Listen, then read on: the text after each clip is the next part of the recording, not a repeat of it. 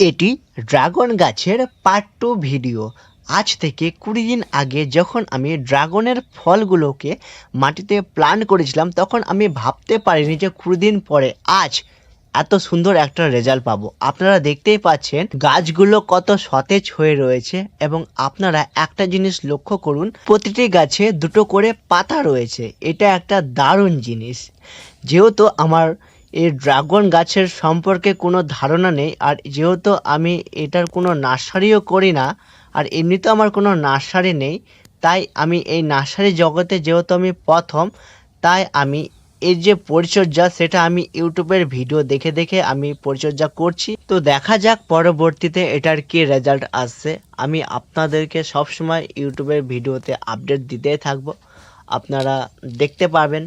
আর একটা জিনিস আপনারা একটু ভালো করে লক্ষ্য করবেন, এটা এখন এর বয়স এখন 20 দিন। যখন এর বয়স যখন 2 মাস হবে, তখন এই যে পাতাগুলো বেরিয়েছে সেটা তখন ক্যাকটাসে পরিণত হবে।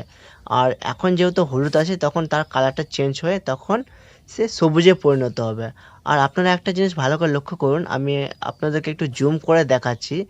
আপনারা দেখবেন যে এই যে গাছগুলো রয়েছে, গাছগুলোর উপরে এখনও ড্রাগন ফলের যে বীজ সেটা এখনও রয়েছে, এখনও সেটা পড়েনি মাটিতে।